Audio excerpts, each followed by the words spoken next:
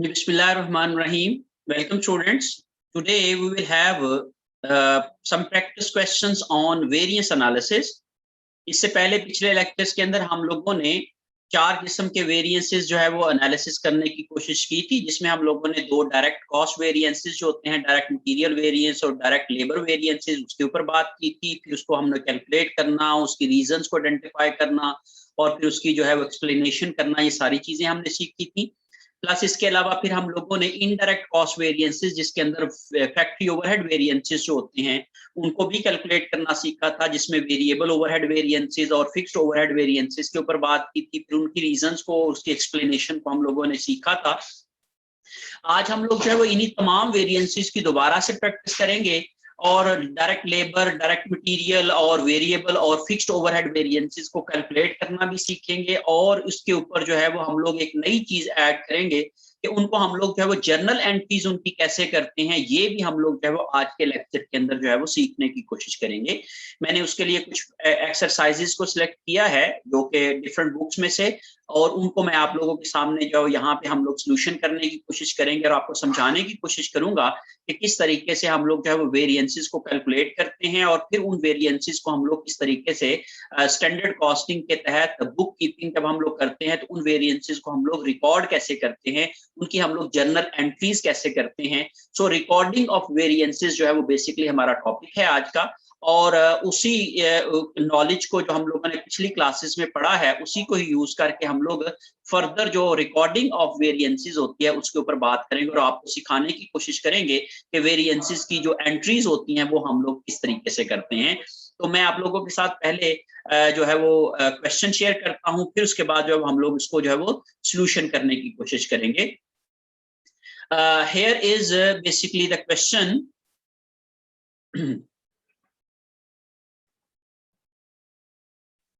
This is problem 10B3। ये basically chapter number 10 का appendix B है, जिसमें हम लोग वेरिएंसेस को रिकॉर्ड करने की बात करते हैं। और उसकी जो है वो एक्सरसाइज नंबर 3 है, जो प्रॉब्लम नंबर 3 है, इसको हम लोग जो है वो यहाँ पे सॉल्व करने की कोशिश करेंगे। जो मैं आप लोगों के साथ इसका सोल्यूशन जो है वो आपके साथ करूंगा, ताकि आपको समझाऊंगा कि किस तरीके से हम लोग वेरिएंसेस को कैलकुलेट करते हैं और किस तरीके से हम लोग उन्हीं वेरिएंसेस की जो कैलकुलेशंस होती हैं उनको यूज करके हम लोग यहाँ पे जर्नल एंट्रीज करते हैं। True Form Products incorporation, this is managerial accounting by Garrison Noreen के चैप्टर नंबर 10 में से एक्सरसाइज 10B3 है। Product a broad line of force equipment and uses standard costing standard cost system for control purpose. Last year the company produced 8,000 varsity footballs. The standard costs associated with the football along with the actual costs incurred last year are given below per football. Per football ये उन्होंने data दिया हुआ है, जिसमें उन्होंने बताया है कि डायरेक्ट मटेरियल्स की स्टैंडर्ड है 3.7 फीट उनका मटेरियल लगता है, और स्टैंडर्ड प्राइस है उसकी 5 पर फुट उसकी जो है वो स्टैंडर्ड कॉस्ट है। इस तरीके से टोटल जो यूनिट की कॉस्ट बनती है वो 18.5 है। 3.7 को 5 से मल्टीप्लाई करेंगे तो यहाँ पे 18.5 आ जाएगा। तो रेलेवेंट जो इन्फॉर्मेशन है वो यही है कि एक यूनिट की स्टैंडर्ड क्वांटिटी ये है 3.7 और एक यूनिट की जो एक पर फीट स्टैंडर्ड प्राइस जो है वो है 5। इसी तरीके से एक्चुअल जो है वो 4 फीट यूज की हैं, एक्चुअल क्वांटिटी पर यूनिट 4 है और एक्चुअल प्राइस पर फुट जो है वो 4.8 है। तो एक्चुअल कॉस्ट पर फुटबॉल जो है वो 19.2 आती है। डायरेक्ट लेबर स्टैंडर्ड 0.9 आवर्स हैं और एक आर की कीमत जो है वो 7.5 है। तो ये स्टैंडर्ड आर पर यूनिट है और ये क्या है, स्टैंडर्ड रेट पर आर है।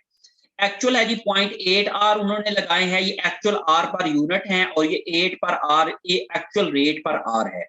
Variable manufacturing overhead standard 0.9 hours उन्होंने, जैसे लेबर है चूंकि लेबर बेस्ड के ऊपर ओवरहेड लगते हैं तो इसी वजह से ये भी क्या है, लेबर के हवाले से है।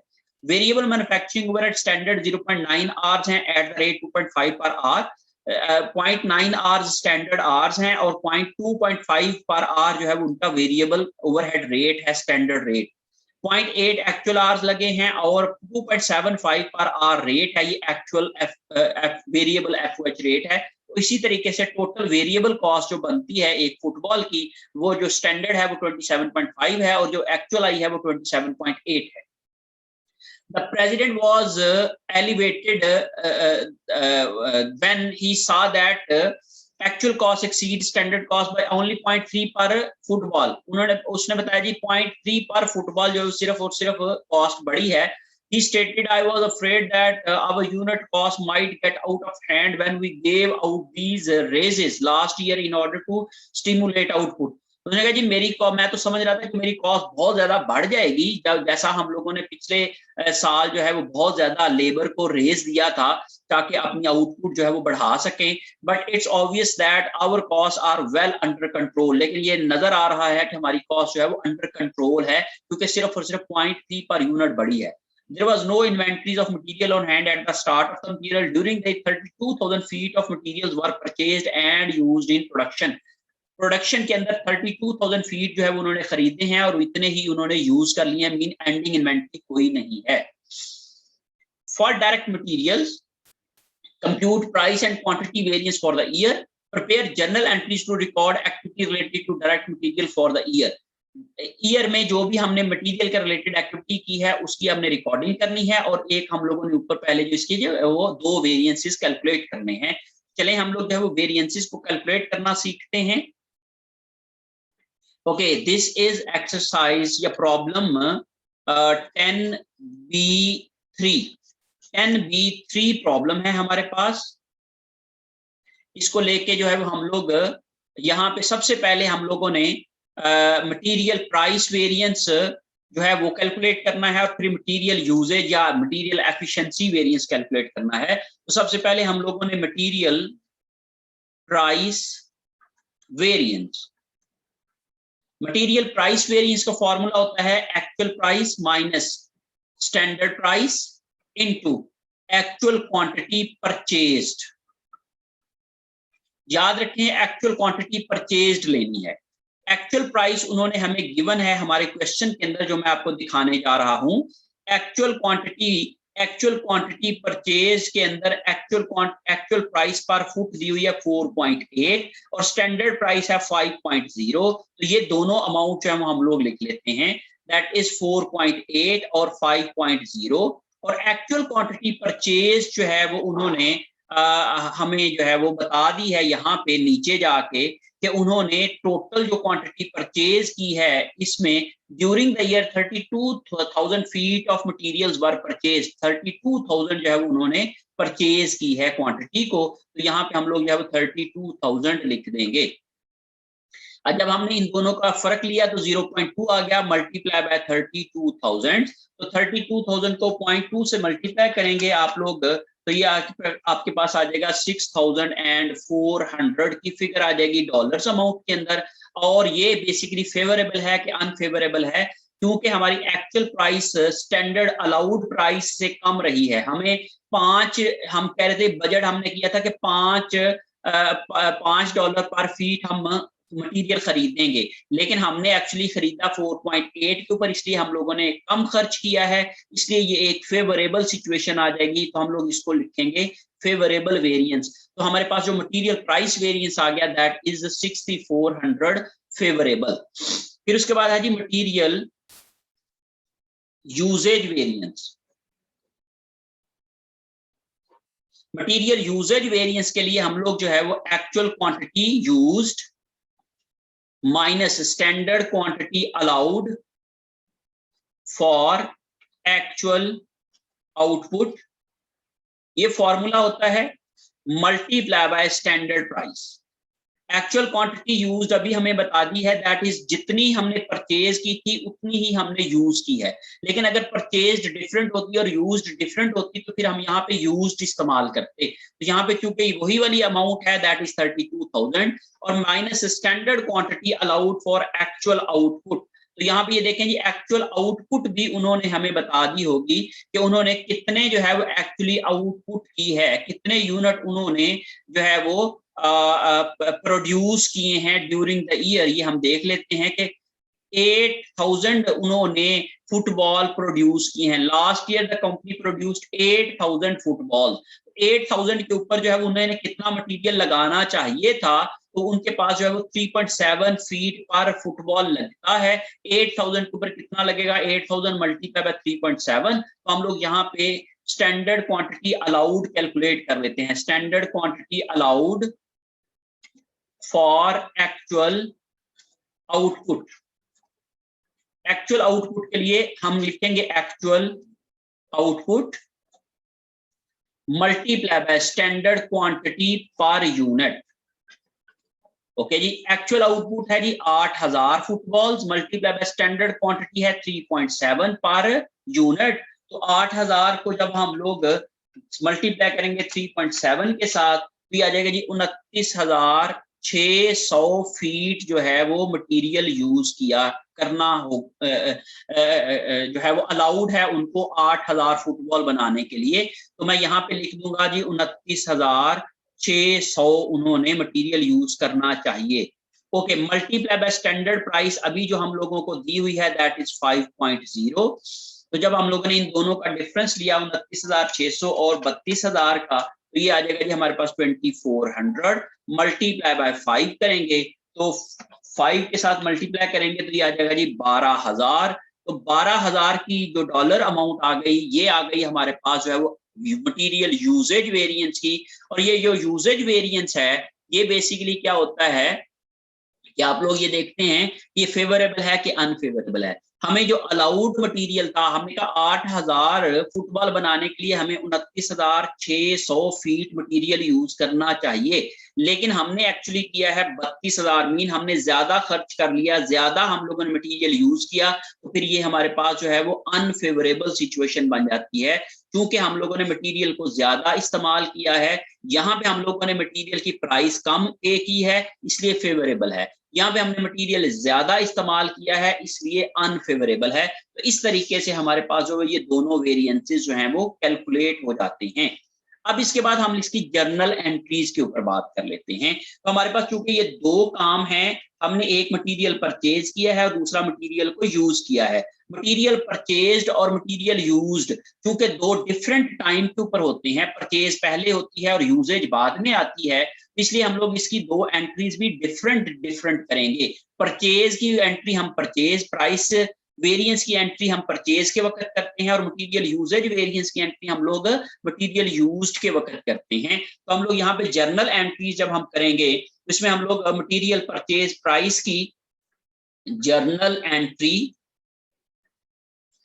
For materials purchases, material purchases की एंट्री करने के लिए आप क्या करते हो, मटेरियल को जब आप परचेज करोगे तो मटेरियल्स अकाउंट को हम डेबिट करते हैं, मटेरियल्स अकाउंट को डेबिट करते हैं और उसके साथ ही हम उसका जो वेरिएंस होता है उसको भी रिकॉर्ड करते हैं, क्योंकि यहाँ पे एक फेवरेबल वेरिएंस है। और फेवरेबल वेरिएंस हमारा एक जो है वो फायदा होता है, बेनिफिट है, इनकम है, मीन हमारी कॉस्ट सेविंग है। कॉस्ट सेविंग जो होता है वो एक बेनिफिट होता है, इनकम होती है कंपनी की, तो इनकम हमेशा क्रेडिट होती है। अगर कॉस्ट एक्स्ट्रा लगती है तो वो एक्सपेंस होता है, लॉस होता है तो वो हमारा डेबिट होता है। तो याद रखिएगा कि फेवरेबल वेरिएंसेस जो हम जब रिकॉर्ड करते हैं तो फेवरेबल वेरिएंसेस क्रेडिट होते हैं और अनफेवरेबल वेरिएंसेस डेबिट होते हैं। तो ये हम लोगों ने डेबिट और क्रेडिट इस तरीके से इनकी जो है वो एंट्री करनी है। तो ये चूंकि फेवरेबल है तो इसलिए ये क्रेडिट होना है, तो मैं इसको क्रेडिट साइड के ऊपर लिखूंगा और इसकी लिखूंगा material price variance. Price variance वो है जी 6,400 को मैं क्रेडिट कर दूंगा और इसकी जो डेबिट अमाउंट आएगी और क्रेडिट अमाउंट, और क्रेडिट मैं करूंगा चूंकि मुझे मटेरियल खरीदा है तो मैंने एक पार्टी से खरीदा है, तो मैं लिखूंगा अकाउंट्स पेएबल की अमाउंट को मैं क्रेडिट करूंगा, क्योंकि जब मैं मटेरियल खरीदता हूं तो मटेरियल्स अकाउंट को डेबिट और अकाउंट्स पेएबल को क्रेडिट करता हूं। तो इस तरीके से ये मेरी एंट्री होती है। लेकिन क्योंकि मैंने अब वेरिएंस को भी रिकॉर्ड करना है साथ, तो अगर ये फेवरेबल है तो मैं क्रेडिट कर दूंगा, अगर ये अनफेवरेबल होता तो मैं इसको डेबिट कर देता। तो इस लिहाज से मैं इसकी जो है वो एंट्री करूंगा। तो मटीरियल्स अकाउंट को डेबिट और मटीरियल प्राइस वेरिएंस को क्या है जी क्रेडिट और अकाउंट्स पेएबल को भी क्रेडिट। अब अकाउंट्स पेएबल होंगे एक्चुअल कॉस्ट के ऊपर। याद रखिएगा यहाँ पे मैं लिख देता हूँ कि अकाउंट्स पेएबल एक्चुअल कॉस्ट के ऊपर रिकॉर्ड होते हैं, और एक्चुअल कॉस्ट होती है actual rate multiply by actual quantity. Actual quantity purchased जो भी होगी आपकी, actual quantity purchased, actual quantity purchased और एक्चुअल रेट के साथ मल्टीप्लाई करोगे तो ये वाली आपकी अमाउंट बनेगी। और इस अमाउंट के लिए मैंने यहाँ पे जो मैं यहाँ पे कहता हूँ जो एक्चुअल प्राइस है 4.8 और एक्चुअल क्वांटिटी परचेज है 32,000, तो यहाँ पे लिखूंगा 4.8 मल्टीप्लाई बाय 32,000। इन दो फिगर को मैं मल्टीप्लाई करके यहाँ पे क्रेडिट साइड के ऊपर फिगर लिखूंगा, तो वो मेरी बनती है 4.8 को मैं मल्टीप्लाई करूंगा 32,000 के साथ, तो ये आ जाएगा जी 1,53,600, 1,53,600 की अमाउंट आ जाएगी। अब मटेरियल्स की अकाउंट को मैं क्या करूंगा, ये मैं बेसिकली करता हूं स्टैंडर्ड कॉस्ट के ऊपर, और स्टैंडर्ड कॉस्ट होता है जी standard rate multiply by actual quantity purchased.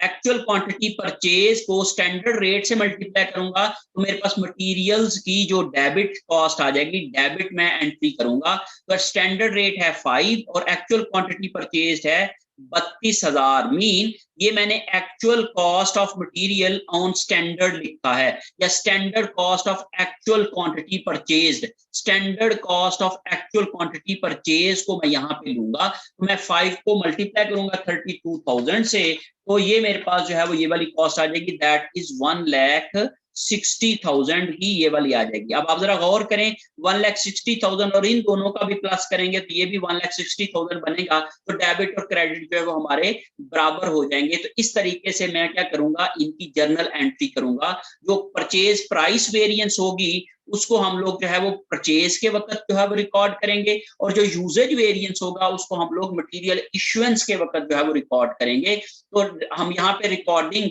Journal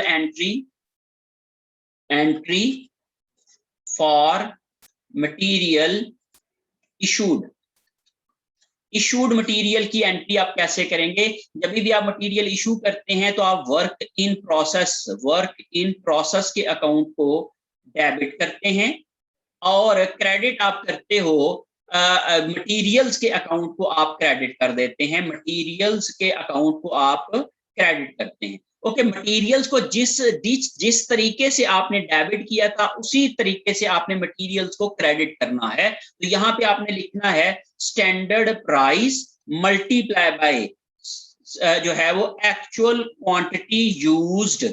ये वहां पे हमने एक्चुअल क्वांटिटी परचेज्ड लिखा है, यहाँ पे एक्चुअल क्वांटिटी यूज्ड लिखना है। तो जब आप लोग स्टैंडर्ड प्राइस को एक्चुअल क्वांटिटी यूज्ड के साथ मल्टीप्लाई करोगे तो स्टैंडर्ड प्राइस है 5 और एक्चुअल क्वांटिटी यूज्ड भी 32,000 है, क्योंकि उसने बताया है कि यूज्ड और जो परचेज्ड है क्वांटिटी है वो सेम है। तो इस लिहाज से यहाँ पे मैं करूंगा तो ये आ जाएगा जी 1,00,000, मेरे पास जो है वो 60,000 की अमाउंट इधर भी आ जाएगी, क्योंकि मैंने इसको 5 को मल्टीप्लाई करना है 32,000 के साथ, ये मेरी सेम के साथ।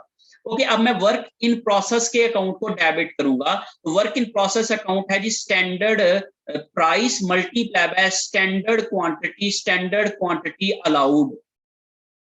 जो स्टैंडर्ड क्वांटिटी अलाउड है तो ये बेसिकली मेरी standard cost of material used है, ये standard cost of material used for actual output है। तो मैं यहाँ पे स्टैंडर्ड प्राइस को स्टैंडर्ड क्वांटिटी अलाउड से मल्टीप्लाई करूंगा, तो स्टैंडर्ड प्राइस है मेरे पास 5 और स्टैंडर्ड क्वांटिटी अलाउड जो मुझे यहाँ पे कैलकुलेट किया अभी 29,600, इन दोनों को मैं मल्टीप्लाई करूंगा, 29,600 को 5 के साथ मल्टीप्लाई करूंगा तो ये आ जाएगा जी 1,48,000, ये मैं डेबिट कर दूंगा। अब इन दोनों का जो फर्क है वो ऑटोमेटिकली क्या आ जाएगा, मेरे पास एफिशिएंसी वेरिएंस या यूजेज वेरिएंस आ जाएगा। तो आप जरा गौर करें कि डेबिट साइड पे कम आ रहा है, तो यही वाली अमाउंट जो है वो डेबिट साइड पे आ जाएगी। तो ये मैं लिखूंगा यहाँ पे मटीरियल यूजेज वेरिएंस, जो मटेरियल यूजेज वेरिएंस ये 12,000 की अमाउंट आती है, चूंकि ये अनफेवरेबल है इसलिए डेबिट है। अगर आप लोग इन दोनों का नेट भी करेंगे तो तभी भी ये डेबिट साइड के ऊपर 12,000 आ जाएगा। तो इस लिहाज से आप लोग क्या करते हो, अपनी जो मटेरियल इश्यूएंस की एंट्री होती है वो करते हो और उसी वक्त आप मटेरियल यूजेज वेरिएंस को रिकॉर्ड करते हैं। तो मैंने वर्क इन प्रोसेस अकाउंट को डेबिट और मटेरियल यूजेज वेरिएंस को डेबिट और मटेरियल्स के अकाउंट को क्रेडिट कर दिया। ये वाली होगी हमारी स्टैंडर्ड कॉस्ट के ऊपर, ये वाला हमारा वेरिएंस होगा और ये हमारी होगी actual quantity used on standard price. Standard price के ऊपर एक्चुअल क्वांटिटी जितनी यूज कर रहे हैं इसकी हम लोग यहाँ पे एंट्री कर रहे हैं। तो इस तरीके से हमारे पास जो है वो ये दो एंट्रीज होंगी मटेरियल के हवाले से, लेकिन बाकी जितने भी सारे वेरिएंसेस होते हैं उनके हवाले से एक एक ही एंट्री होगी वेरिएंसेस की, लेकिन सिर्फ और सिर्फ मटेरियल्स के हवाले से दो एंट्रीज होंगी। तो यहाँ पे मैंने आप लोगों को पहली बात तो यह है कि मटेरियल प्राइस वेरिएंस और मटेरियल यूजेज वेरिएंस कैलकुलेट कैसे करते हैं ये मैंने आपको रिवाइज करवा दिया। और दूसरा ये है कि उन्हीं इंफॉर्मेशन को यूज करके हम लोग उनकी जर्नल एंट्रीज कैसे करते हैं ये मैंने आप लोगों को समझाने की कोशिश की है। होप सो आप लोग जब इसको समझ के होंगे और जब आप इसकी प्रैक्टिस करेंगे तो आपको मजीद इसके अंदर जो है वो क्लैरिटी आ जाएगी। ओके, अब हम लोग इसकी सेकंड रिक्वायरमेंट देखते हैं कि सेकंड रिक्वायरमेंट में उन्होंने हमें जो है वो लेबर वेरिएंसेस के हवाले से बात की है कि आप लोग जो है वो for direct labour compute the rate and efficiency variance और फिर उसकी जर्नल एंट्री करें। तो हम लोगों ने यहाँ पे लेबर रेट और एफिशिएंसी वेरिएंस कैलकुलेट करना है और फिर उसकी जो है हम लोगों ने जर्नल एंट्री करनी है। तो हम लोग जो है उसकी सेकंड रिक्वायरमेंट को देख लेते हैं। सेकंड रिक्वायरमेंट में हमें जो है वो लेबर रेट वेरिएंस ये कैलकुलेट करना है और लेबर रेट वेरिएंस बराबर होता है बेटे actual rate minus standard rate into actual hours worked. जितने भी आवर्स उन्होंने काम किया है, एक्चुअल रेट उन्होंने हमें गिवन है, हमारे क्वेश्चन के अंदर जो इंफॉर्मेशन दी गई है एक्चुअल रेट जो लेबर का है वो उन्होंने दिया है 8 पर आवर, 8.0 पर आवर उन्होंने एक्चुअल रेट हमें दिया हुआ है ये एक्चुअल डायरेक्ट लेबर के अंदर, और स्टैंडर्ड रेट दिया हुआ है 7.5। तो इन दोनों फिगर्स को हम लोग वहां पे मेंशन कर लेते हैं। Actual rate is 8.0, standard rate is 7.5 और एक्चुअल आवर्स वर्क जो है वो उन्होंने हमें बता दिए हुए हैं हमारे क्वेश्चन के अंदर कि उन्होंने एक्चुअल कितने घंटे काम किया है। तो यहाँ पे ये देखें जी कि उन्होंने actually during the year 32,000 feet of production materials were used और actual hours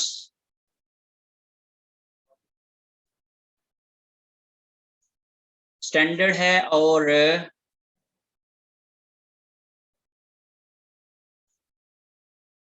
okay the standard cost associated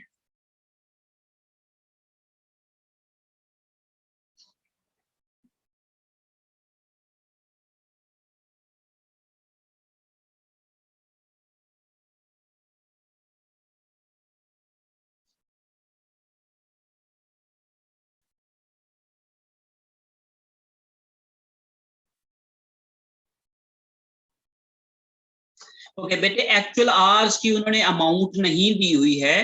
तो एक्चुअल आवर्स की अमाउंट चूंकि उन्होंने नहीं दी तो हम लेकिन हम उसको कैलकुलेट कर सकते हैं क्योंकि उन्होंने हमें पर यूनिट आवर्स दे दी हैं एक्चुअल कितने हैं। तो उन्होंने कहा जी एक यूनिट के ऊपर 0.8 आवर्स लग रहे हैं और उन्होंने एक्चुअल जो आउटपुट बनाई है वो है 8,000 जो फुटबॉल। तो 8,000 को जब हम 0.8 के साथ मल्टीप्लाई करेंगे तो हमारे पास एक्चुअल आवर्स आ जाएंगे। तो मैं यहाँ पे इसकी कैलकुलेशन आपको समझा देता हूँ। एक्चुअल आवर्स वर्क जो है वो आप कैसे कैलकुलेट करोगे, बराबर होगा actual output multiply by actual our per unit. Actual output है जी 8,000 footballs multiply bye 0.8 actual hours per unit लगते हैं, ये हमें गिवन है हमारे क्वेश्चन के अंदर। 8,000 को जब हम लोग 0.8 के साथ मल्टीप्लाई करेंगे तो ये 6400 आवर्स आ जाएंगे, एक्चुअल आवर्स वर्क आ जाएंगे। तो यहाँ पे मैं 6400 को यहाँ पे लिख लूंगा। इन दोनों को जब मैंने किया तो ये 0.5 आ गया मल्टीप्लाई बाय 6400 और जब मैंने इसको सॉल्व किया तो ये मेरे पास जो है वो आ जाएगा जी 3200 3200 का मेरे पास जो है वो डॉलर अमाउंट आ गई। और अब मैंने देखना कि ये फेवरेबल है कि अनफेवरेबल है। स्टैंडर्ड रेट था 7.5, एक्चुअली हमने पे किया 8, स्टैंडर्ड से चूंकि ज्यादा पे किया इसलिए ये क्या है, अनफेवरेबल सिचुएशन आ गई। इसलिए हमारे पास ये वाला जो वेरिएंस है वो अनफेवरेबल आ जाएगा। इसके अंदर हमारे पास एक्चुअल आवर्स वर्क चूंकि गिवन नहीं थे, लेकिन हमारे पास जो क्वेश्चन है उसके अंदर इंफॉर्मेशन दी गई है कि एक्चुअली हमने कितने यूनिट बनाए हैं और एक यूनिट के ऊपर एक्चुअल आवर्स कितने लगे हैं। ये हम लोगों के पास चूंकि गिवन थी इसलिए हम लोगों ने इन दोनों को मल्टीप्लाई करके उनके एक्चुअल आवर्स कैलकुलेट कर लिए हैं।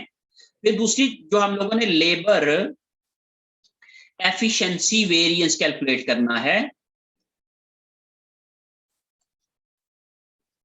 लेबर एफिशिएंसी वेरिएंस होता है जी actual hours worked minus standard hours allowed for actual output multiply by standard rate per hour. Okay, actual hours worked अभी कैलकुलेट किए हैं 6400। स्टैंडर्ड आवर्स, यहां पे स्टैंडर्ड आवर्स अलाउड जो है वो हम लोग कैलकुलेट कर लेते हैं। इसका फॉर्मूला क्या है, actual output multiply by standard our per unit.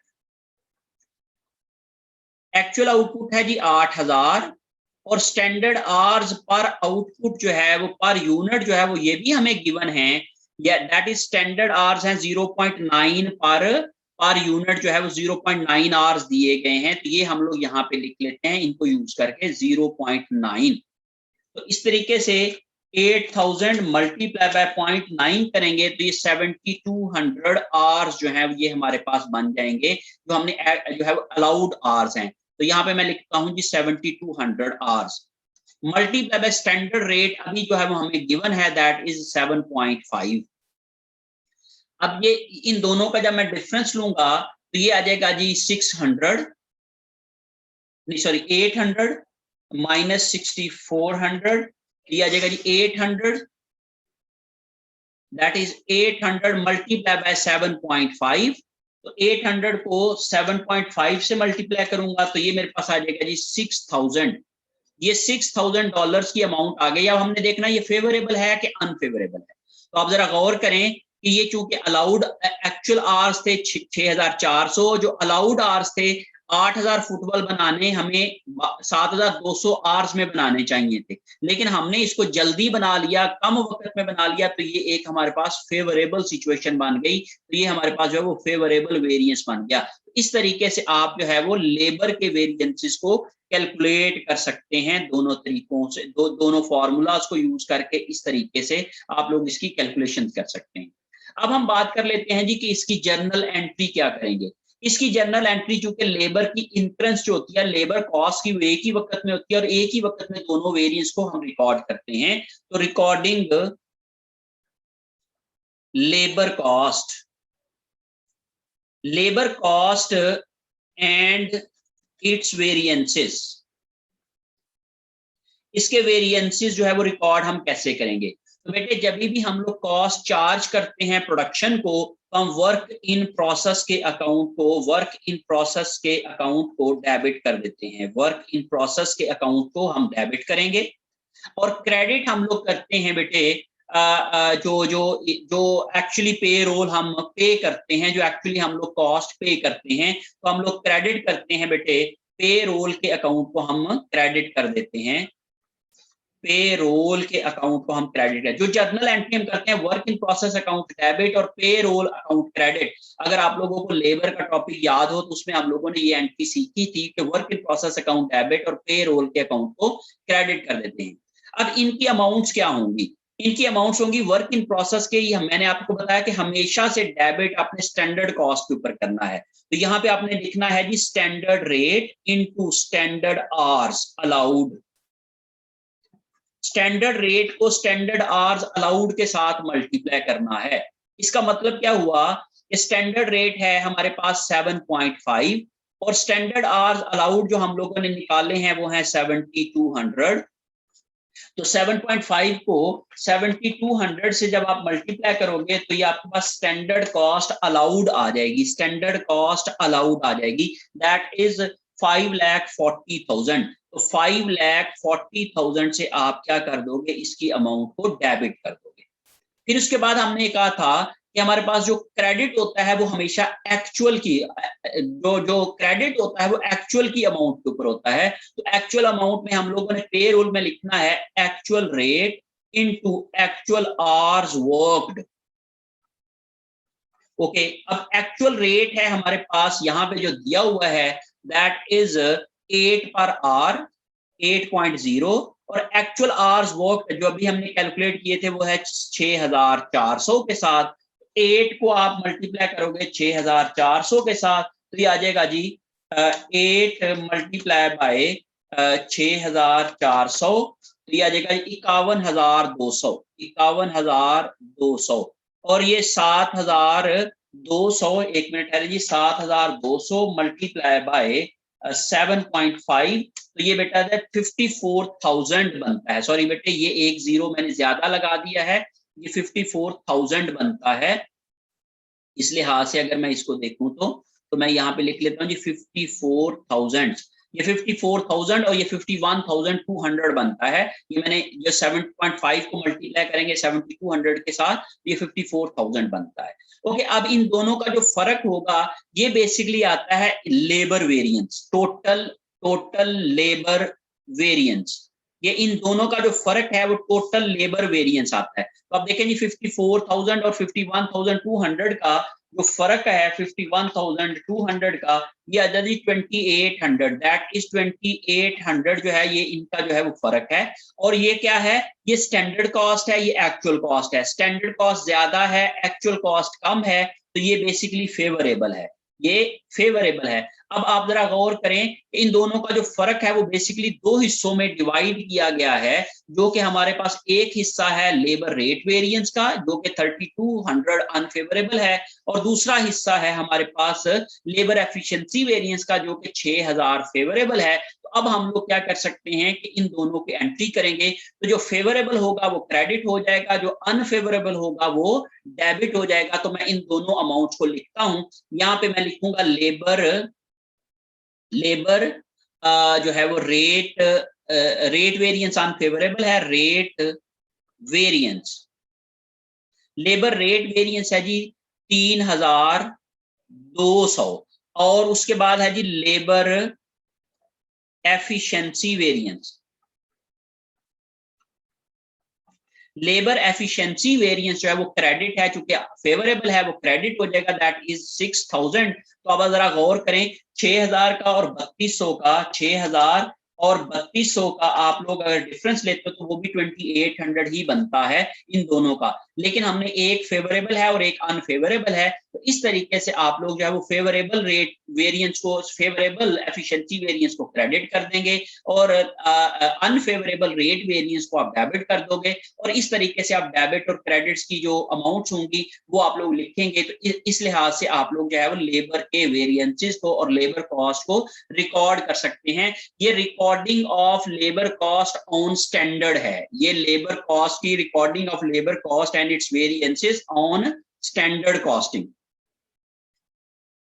जब हम लोग स्टैंडर्ड कॉस्टिंग के अंदर बुक कीपिंग यूज करते हैं, स्टैंडर्ड कॉस्टिंग के ऊपर बुक कीपिंग करते हैं, तो हम इस तरीके से एंट्रीज करते हैं कि हम लोग वर्क इन प्रोसेस को भी करते हैं और फिर उसके बाद जो है वो हम लोग इसकी जो एक्चुअल के भी ऊपर भी करते हैं, और बाकी जो फर्क होता है वो हम लोग उनके वेरिएंसेस को भी रिकॉर्ड करते हैं। जो अनफेवरेबल वेरिएंसेस होते हैं वो डेबिट होते हैं, और जो फेवरेबल वेरिएंसेस होते हैं उनको हम लोग क्रेडिट करते हैं। तो इस तरीके से आप लोग लेबर के वेरिएंसेस को भी कैलकुलेट कर सकते हो और उनको जो है वो आप लोग रिकॉर्ड कर सकते हो। तो आप लोगों को होप्स हो कि इन तमाम प्रोसीजर की, कैलकुलेशन की और उसके बाद उसकी जर्नल एंट्री की समझ आ गई होगी। जब आप इसकी प्रैक्टिस करेंगे तो मजीद इसके अंदर जो है वो आपको क्लैरिटी आ जाएगी।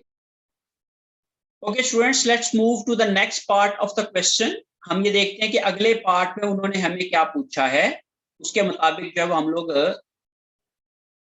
Compute variable overhead rate and efficiency variance. यहाँ पे उन्होंने सिर्फ वेरिएबल रेट और एफिशिएंसी वेरिएंस की बात की है, तो ये हम लोग कैलकुलेट करते हैं। फिर उसके बाद जो है वो हम लोग इसकी भी जर्नल एंट्री करना सीखेंगे। आज का हमारा टॉपिक जो है वो इसकी चूंकि जर्नल एंट्रीज करना है, तो ये मैं आप लोगों को आज की जर्नल एंट्री जो है वो इसमें इसकी भी बताऊंगा कि ये इस तरीके से हम लोग इसकी जर्नल एंट्री कर सकते हैं।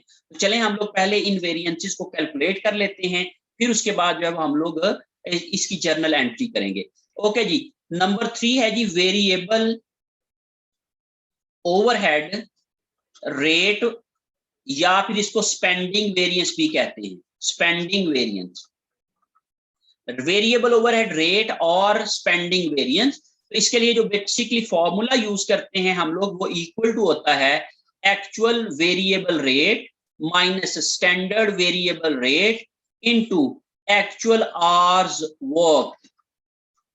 ये फॉर्मूला होता है हमारे पास। अब हम लोग इसकी कैलकुलेशन करने के लिए एक्चुअल वेरिएबल रेट देखते हैं कि हमें क्वेश्चन के अंदर क्या गिवन है, वो हम लोग यूज करके क्या करेंगे, इसकी एक्चुअल की इसकी कैलकुलेशंस करेंगे। ओके, वेरिएबल मैन्युफैक्चरिंग ओवरहेड में एक्चुअल वेरिएबल रेट है दैट इज 2.75 और स्टैंडर्ड वेरिएबल रेट है 2.5। तो ये हम लोग दोनों इंफॉर्मेशन जो है वो अपने फॉर्मूला में लिख लेते हैं। 2.75 और 2.5 स्टैंडर्ड रेट है और multiply by actual hours work. Actual hours work जो है वो हमें चूंकि गिवन नहीं है, लेकिन हम लोगों ने पिछले वाले जो कैलकुलेशन की थी उसके अंदर हमने कैलकुलेट किए थे कि डायरेक्ट लेबर आवर्स में हमें 0.8 आवर्स एक यूनिट पे लगते हैं और टोटल हम लोगों ने यूनिट बनाए हैं वो हैं जी 8000। 8000 को जब हम लोगों ने 0.8 के साथ मल्टीप्लाई किया था तो हमारे पास जो है वो टोटल आवर्स, एक्चुअल आवर्स आ गए थे। तो ये आ जाएगी 6400 एक्चुअल आवर्स आए थे। ये हम लोगों ने ऑलरेडी चूंकि पिछले वाली पार्ट के अंदर यहाँ पे हम लोगों ने ये कैलकुलेट कर लिया था, बिल्कुल इसी तरीके से एक्चुअल आवर्स वर्क जो है वो 8000 मल्टीप्लाई बाय 0.8 करेंगे तो आपके पास आ जाएगा। तो मैं यहाँ पे 6400 यहाँ पे लिख देता हूँ और जब मैं इसकी जो है वो कैलकुलेशन करूंगा तो ये आ जाता है जी 0.25 मल्टीप्लाई बाय 6400 और 0.25 को मल्टीप्लाई करूंगा 6400 के साथ तो ये आ जाएगा जी 1600। अब ये $1600 की अमाउंट आ गई और ये फेवरेबल है कि अनफेवरेबल है? देखिए जी, हमारे पास एक्चुअल रेट ज्यादा है और स्टैंडर्ड रेट कम है।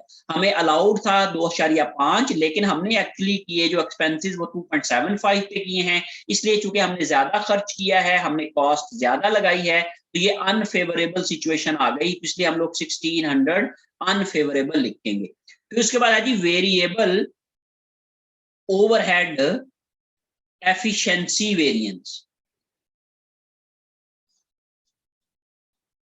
वेरिएबल ओवरहेड एफिशिएंसी वेरिएंस होता है बेटे एक्चुअल आवर्स वर्क्ड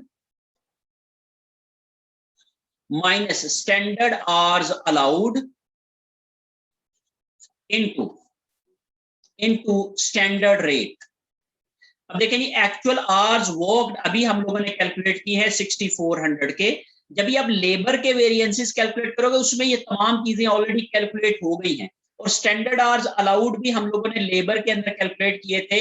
8000 आवर्स हमने कहा था और एक यूनिट के ऊपर 0.9 आवर्स लगते हैं, तो टोटल 7200 आवर्स जो है वो स्टैंडर्ड आवर्स अलाउड थे, तो 7200 हमने ये लिख लिया और मल्टीप्लाई बाय स्टैंडर्ड रेट जो हम लोगों ने कहा, तो वो वेरिएबल ओवरहेड रेट जो स्टैंडर्ड था दैट वाज 2.5 और इस लिहाज से हमने ये कहा कि इन दोनों का जो फर्क है ये आता है हमारे पास 800 मल्टीप्लाई बाय 2.5 करेंगे। 800 को जब आप लोग 2.5 के साथ मल्टीप्लाई करेंगे तो ये हमारे पास आ जाएगा जी 2000 हमारे पास जो वो डॉलर्स की अमाउंट आ जाएगी। अब हम ये देखते हैं कि ये फेवरेबल है कि अनफेवरेबल है।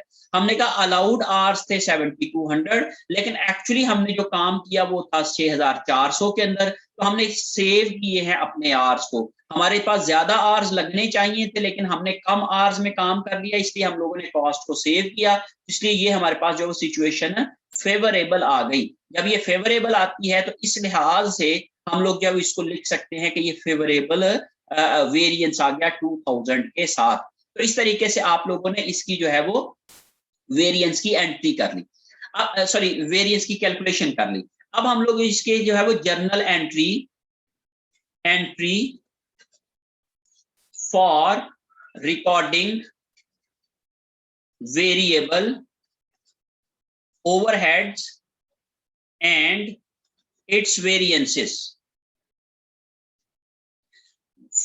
फैक्ट्री ओवरहेड के वेरिएंसेस को रिकॉर्ड करने के लिए हम लोग क्या एंट्रीज करते हैं? तो हम लोग बेसिकली जब भी फैक्ट्री ओवरहेड चार्ज करते हैं अपनी प्रोडक्शन को, तो हम वर्क इन प्रोसेस के अकाउंट को डेबिट करते हैं। और किस अमाउंट से करते हैं? ऑन स्टैंडर्ड कॉस्ट के ऊपर। जैसे standard variable rate multiply by standard hours allowed, standard variable rate multiply by standard hours allowed. याद रखिएगा, वर्क इन प्रोसेस को जब भी कॉस्ट चार्ज करनी है तो स्टैंडर्ड पे करनी है। Standard variable rate multiply by standard hours allowed, तो स्टैंडर्ड वेरिएबल रेट था दैट वाज 2.5 और स्टैंडर्ड आवर्स अलाउड थे दैट वाज 7200। और 2.5 को जब आप 7200 से मल्टीप्लाई करेंगे तो आपके पास जो है वो ये वाली आ जाएगी 18,000। ये हमारे पास जो फिगर आ जाएगी दैट इज 18,000। फिर उसके बाद जब आप लोगों ने क्रेडिट करना होता है FOH control account, FOH control account. जब आप FOH अप्लाई की एंट्री करते हो, ये बेसिकली FOH अप्लाइड की एंट्री होती है। तो FOH अप्लाइड जब आप करते हो तो तभी आप लोग वेरिएंसेस जो है वो कैलकुलेट करके साथ ही इसके रिकॉर्ड करते हैं। तो FOH कंट्रोल अकाउंट जो होता है, ये आप क्या करते हो, ये इसके ऊपर आप जो है वो इसकी अमाउंट एक्चुअल कॉस्ट के ऊपर करते हो FOH कंट्रोल अकाउंट के साथ, या इसको इसके साथ जो है वो वेरियस अकाउंट्स जो है वो उसके वेरियस अकाउंट्स जो हैं वो क्रेडिट करते हैं, various accounts on actual cost. Various accounts actual cost के ऊपर रिकॉर्ड करते हैं। और इसकी जो फॉर्मूला आप करोगे, actual variable rate multiply by actual hours worked, ये आप इसके साथ करोगे। एक्चुअल वेरिएबल रेट हमने अभी यहाँ पे लगाया है दैट इज 2.75, ये वेरिएबल ओवरहेड रेट है। मल्टीप्लाई बाय एक्चुअल आवर्स जो वर्क किए हैं वो है 6400। तो 2.75 को मल्टीप्लाई करेंगे आप जब आप लोग 6400 के साथ, तो ये आ जाएगा जी 17,600 की अमाउंट आ जाएगी। तो इस तरीके से आप इसकी ये वाली दो अमाउंट, अब इन दोनों का जो फर्क है 18,000 और 17,600, इन दोनों का जो फर्क है वो टोटल वेरिएबल ओवरहेड वेरिएंस जो है वो आ जाता है। तो टोटल वेरिएबल ओवरहेड वेरिएंस जो है वो 17,600 और 18,000, इन दोनों का जो फर्क है वो 400 का है। और ये 400 जो है ये एक्चुअल कॉस्ट है और ये स्टैंडर्ड कॉस्ट है। स्टैंडर्ड कॉस्ट से हमारी एक्चुअल कॉस्ट कम आई है, तो इसलिए ये फेवरेबल है, इसलिए हम लोग यहाँ पे फेवरेबल। लेकिन चूंकि हमने इसको दो हिस्सों में डिवाइड किया है, एक है रेट वेरिएंस और एक है एफिशिएंसी वेरिएंस, तो हम लोग इन दोनों को हम यहाँ पे लिखेंगे। तो जो अनफेवरेबल है वो डेबिट हो जाएगा, जो फेवरेबल है वो क्रेडिट हो जाएगा। तो यहाँ पे मैं लिखूंगा variable overhead rate variance. Rate variance चूंकि मेरा अनफेवरेबल है, इसलिए मैं इसको क्या करूंगा, डेबिट कर दूंगा, दैट इज 1600। और दूसरी तरफ पे जो मेरा एफिशिएंसी वेरिएंस है, वेरिएबल ओवरहेड एफिशिएंसी वेरिएंस,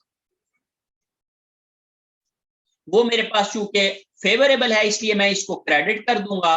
तो जब मैं 2000 इसको क्रेडिट करूंगा तो आप देखिए इसका टोटल और इसका टोटल जो है वो सेम आएगा। इस लिहाज से मेरे पास जो है ये एक जर्नल एंट्री हो जाएगी जो कि मैं वेरिएबल ओवरहेड को रिकॉर्ड करने के लिए इस्तेमाल कर सकता हूं, जो मैं इस्तेमाल करूंगा कि जब भी मैं वेरिएबल ओवरहेड को रिकॉर्ड करूंगा तो इस तरीके से। अच्छा बेटे, जो ओवरहेड्स होते हैं वो बेसिकली 3 स्टेप्स में रिकॉर्ड किए जाते हैं।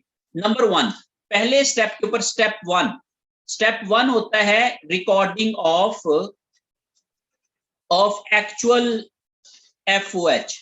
हम एक्चुअल FOH को सबसे पहले रिकॉर्ड करते हैं। जैसे हम लोगों ने कहा कि FOH कंट्रोल अकाउंट डेबिट और वेरियस अकाउंट्स जो हैं वो क्रेडिट कर देते हैं। FOH कंट्रोल अकाउंट डेबिट और वेरियस अकाउंट्स क्रेडिट, और ये एक्चुअल FOH के साथ होते हैं। और एक्चुअल FOH हमने यहाँ पे कैलकुलेट किए हैं 17,600 actual hours multiply by actual rate के साथ, और ये है जी 17,600 17,600 के साथ, और यहाँ पे भी 17,600 आप लिखोगे। फिर उसके बाद दूसरा स्टेप जो होता है, सेकंड स्टेप, FOH अप्लाइड करते हैं। FOH अप्लाई जब हम करते हैं तो उसमें हम लोग वर्क इन प्रोसेस के अकाउंट को डेबिट करते हैं, और FOH कंट्रोल अकाउंट को हम लोग क्रेडिट करते हैं। FOH कंट्रोल अकाउंट को एक्चुअल से डेबिट करते हैं, और FOH कंट्रोल अकाउंट को अप्लाइड FOH से क्रेडिट करते हैं। अब इनकी अमाउंट क्या होगी? अप्लाइड जो होते हैं ऑन स्टैंडर्ड कॉस्ट करते हैं। स्टैंडर्ड कॉस्ट जो है वो हम लोगों ने अभी आपको कैलकुलेट करना भी बताई है, और बताई है कि कितनी आती है। यहाँ पे standard variable rate into standard hours allowed के साथ मल्टीप्लाई करके हम लोग FOH अप्लाइड करते हैं। ये FOH अप्लाइड है 18,000 के, तो मैं यहाँ पे लिख लेता हूँ दैट इज 18,000 और 18,000। अब इन दोनों का जो फर्क है वो आता है वेरिएंस का। ये अंडर ओवर अप्लाइड का, ये एक्चुअल FOH है और ये अप्लाइड FOH है। इन दोनों का जो फर्क होगा वो अंडर ओवर अप्लाइड आएगा। अब तीसरी एंट्री जो हम लोग करते हैं वो आती है वेरिएंसेस की। अब इन दोनों को मिला के ही हम वेरिएंसेस की एंट्री कर लेते हैं। देखिए यहाँ पे हम लोग अप्लाइड में हम लिखते हैं जो स्टैंडर्ड कॉस्ट को डेबिट करते हैं, तो हम वर्क इन प्रोसेस के वेरिएंसेस की जो अब एंट्री करेंगे तो वर्क इन प्रोसेस के अकाउंट को डेबिट करेंगे, दैट इज 18,000। फिर उसके बाद जो है वो क्रेडिट करेंगे हम लोग जो एक्चुअल FOH होते हैं, तो वेरियस अकाउंट्स को हम लोग क्रेडिट कर देंगे। वेरियस अकाउंट्स जो है वो हम लोग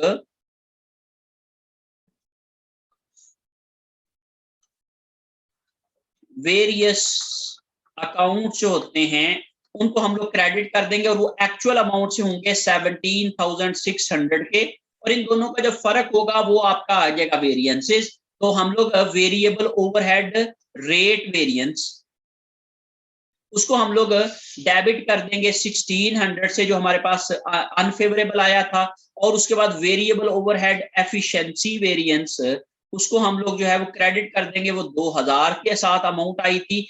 इस तरीके से आप लोग जो है वो इन तीन एंट्रीज को परफॉर्म करते हैं। पहले हम एक्चुअल की FOH की एंट्री करते हैं, फिर हम अप्लाइड FOH की एंट्री करते हैं, और इन दोनों के जो कॉम्बिनेशन होता है जब हम वेरिएंसेस कैलकुलेट करके एंट्री करते हैं तो फिर हम लोग ये वाली एंट्री करते हैं। इसलिए अगर आप लोग यही सेम एक ही एंट्री भी करेंगे तो आपकी जो है वो बिल्कुल ठीक हो जाएगी। ये इसकी सब्सिडरी एंट्रीज होती हैं, मेन एंट्रीज की यही होती है। इसलिए मैंने आपको पहले एक एंट्री समझाई है कि एक एंट्री आप कैसे करेंगे, और यही एक एंट्री जो है वो आपके इस टॉपिक के अंदर रेलेवेंट है। इसलिए आप लोग इसको 3 स्टेप में भी करेंगे तो तभी भी वही एंट्री बनेगी। चाहे आप 3 एंट्रीज कर लें, चाहे आप लोग एक ही एंट्री कर लें, दोनों तरीके ठीक हैं। आप अगर इसकी इस तरीके से करेंगे तो 3 एंट्रीज करेंगे, और अगर आप इस तरीके से करेंगे तो सिर्फ एक ही एंट्री आप करेंगे, और इसकी कैलकुलेशन आप इस तरीके से करेंगे जो मैंने आप लोगों को समझाने की कोशिश की है। तो होप सो आप लोग जो है इन जनरल एंट्रीज को अच्छे से समझ गए होंगे। हम वेरिएंसेस को कैलकुलेट कैसे करते हैं, ओवरहेड के वेरिएंसेस को, और फिर उनकी जर्नल एंट्री हम कैसे करते हैं। होप सो ये तमाम चीजें जो है वो आप अच्छे तरीके से, बेहतर तरीके से समझ गए होंगे, और आप इसकी जो है वो जब आप प्रैक्टिस करेंगे तो आपको मजीद इसके अंदर जो है वो क्लैरिटी आ जाएगी कि आप लोग इसको करने के काबिल हो जाएंगे। Okay students, let's have another problem. उसमें भी हम लोग जो है वो ओवरहेड वेरिएंसेस के ऊपर बात करेंगे, और ओवरहेड वेरिएंसेस को हम लोग किस तरीके से कैलकुलेट कर सकते हैं, और फिर उनकी जर्नल एंट्रीज हम कैसे करते हैं, ये हम लोग समझने की कोशिश करेंगे।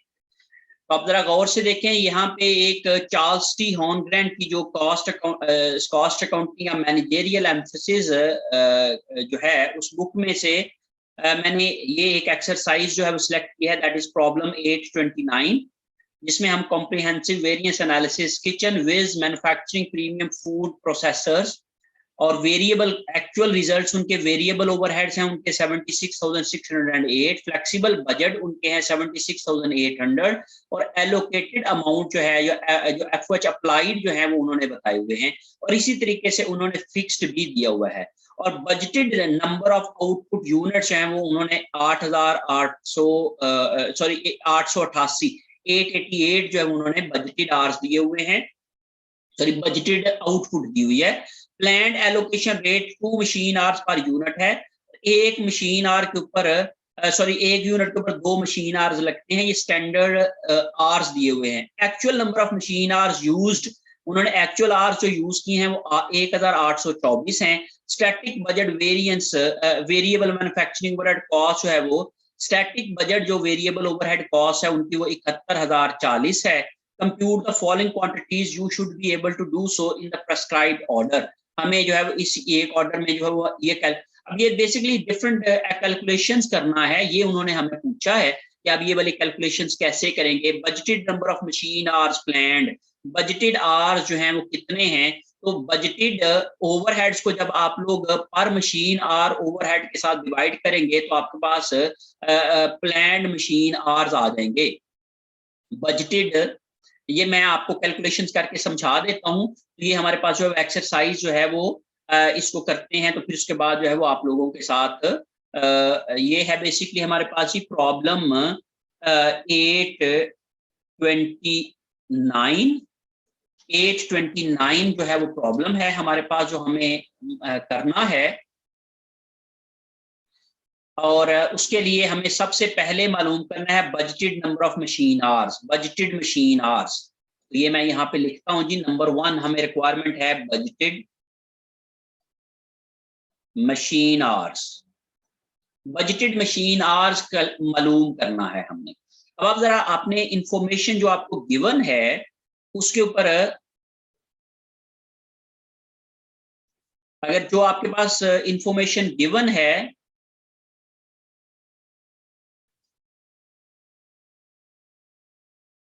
अभी आवाज ठीक है बेटे?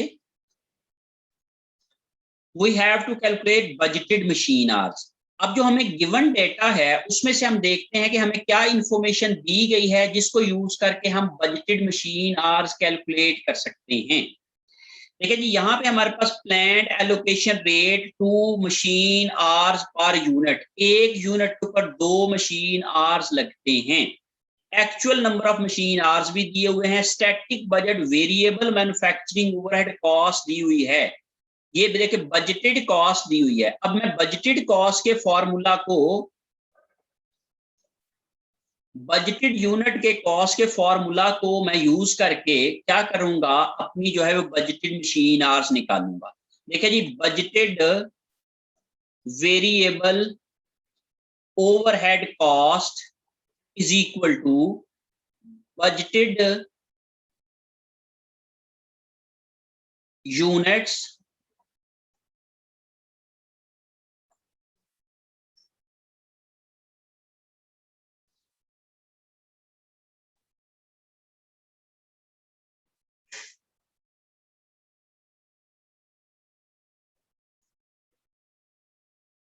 ओके जी। अच्छा जी बेटे, ये हम करेंगे budgeted machine hours, budgeted machine hours बराबर होंगे budgeted units multiply by per unit machine hours. Per unit budgeted machine hours जो है वो अभी उन्होंने हमें बता दिया है हमारे क्वेश्चन के अंदर कि यहाँ पे हमें बजटेड यूनिट्स दिए हुए हैं 888 और एक यूनिट के ऊपर 2 मशीन आवर्स लगते हैं। तो मैं इन दोनों फिगर को लेके बजटेड आवर्स निकाल लूंगा। बजटेड यूनिट्स हैं 888 मल्टीप्लाई बाय 2 पर यूनिट मशीन आवर्स हैं। तो 888 को मल्टीप्लाई बाय 2 करेंगे तो आ जाएगा जी 1776। ये 77 मशीन आवर्स जो है ये हमें बजटेड मशीन आवर्स हैं जो कि हमें चाहिए पूरे साल की 888 यूनिट को बनाने के लिए। ये बजटेड आउटपुट है और ये बजटेड यूनिट पर यूनिट है, बजटेड आवर्स पर यूनिट है। इस तरीके से हमारे पास बजटेड मशीन आवर्स आ जाएंगे। उसके बाद नेक्स्ट है कि हमने budgeted fixed manufacturing overhead cost पर machine hour, budgeted machine per machine hour budgeted rate निकालना है। Budgeted fixed manufacturing overhead rate. Okay जी, नंबर 2 पे हमने कहने बजटेड फिक्स्ड ओवरहेड रेट जो हम लोगों ने कैलकुलेट करना है। तो बजटेड फिक्स्ड ओवरहेड रेट होगा budgeted fixed overhead cost divided by budgeted machine hours जो अभी हमने कैलकुलेट किए हैं। अब बजटेड फिक्स कॉस्ट जो है वो जो हमें हमारे क्वेश्चन के अंदर दी हुई है, ये देखें जी, एक्चुअल रिजल्ट्स हैं और ये फ्लेक्सिबल बजटेड हैं। बजटेड फिक्स्ड ओवरहेड है 3,48,096, 3,48,096। ये फ्लेक्सिबल बजटेड और स्टैटिक बजटेड एक ही होते हैं रिजल्ट, एलोकेटेड अमाउंट फर्क होती है। तो फ्लेक्सिबल बजटेड और स्टैटिक बजटेड या बजटेड अमाउंट एक ही बात है, 3,48,096। तो यहाँ पे मैं लिखूंगा 3,48,096 डिवाइडेड बाय जो अभी हम लोगों ने 1,776 निकाला है। तो इस तरीके से ये हमारे पास आ जाएगा 3,48,096 को डिवाइड करूंगा मैं 1776 के ऊपर, तो ये मेरे पास आ जाएगा जी 196 पर मशीन आर जो है वो ये रेट आ जाएगा। ये मैंने budgeted fixed overhead rate calculate करना था, दैट इज 196 पर मशीन आर आ गया। नंबर 3, मुझे नंबर 3 पे क्या कैलकुलेट करना है, budgeted variable manufacturing overhead cost पर मशीन आर। पर मशीन आर मुझे वेरिएबल ओवरहेड रेट निकालना है। तो वेरिएबल ओवरहेड रेट निकालने के लिए budgeted variable overhead rate, budgeted variable overhead rate आएगा जी budgeted variable overhead cost divided by budgeted machine hours. Budgeted variable overhead जो कॉस्ट है, ये मैं यहाँ पे आपके सामने जो है वो बजटेड वेरिएबल ओवरहेड कॉस्ट जो है वो यहाँ पे दी हुई है 76,800 और बजटेड रेट जो आज मुझे दिए गए हैं, तो 76,800 को जब मैं डिवाइड करूंगा 1,776 के ऊपर, तो ये मेरे पास जवाब आ जाएगा। ये आ जाएगा जी 76,800 डिवाइडेड बाय 1776। तो ये मेरे पास आ जाएगी जी 440। एक सेकंड की ठहरें जरा के रेट ये कैसे आता है, ये फ्लेक्सिबल बजटेड हैं।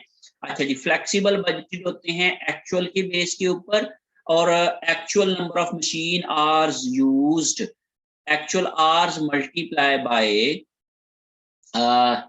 एक्चुअल आवर्स मल्टीप्लाई बाय, अच्छा जी, actual hours multiply by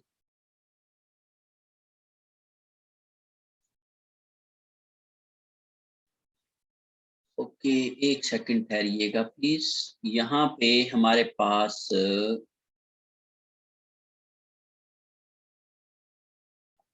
okay, static budget variable manufacturing overhead cost. Okay जी, ये static budget variable manufacturing overhead cost दी हुई है। तो यहाँ पे basically flexible budgeted cost use नहीं होनी है, ये स्टैटिक बजटेड कॉस्ट यूज होनी है, क्योंकि वेरिएबल कॉस्ट जो चेंज हो जाती होती है नंबर ऑफ यूनिट्स के ऊपर। तो ये फ्लेक्सिबल बजटेड, हाँ, जो स्टैटिक बजट और फ्लेक्सिबल बजटेड फिक्स्ड कॉस्ट होती है वो सेम होती है। लेकिन यहाँ पे आप लोगों ने जो यूज करनी है रेट को कैलकुलेट करने के लिए वेरिएबल के लिए, वो आपको यूज करना है 71,040 की कॉस्ट को। तो यहाँ पे मैं यहाँ पे लिखूंगा, ये आपको 76,800 की बजाय यहाँ पे 71,040 की कॉस्ट लिखूंगा। 71,040 की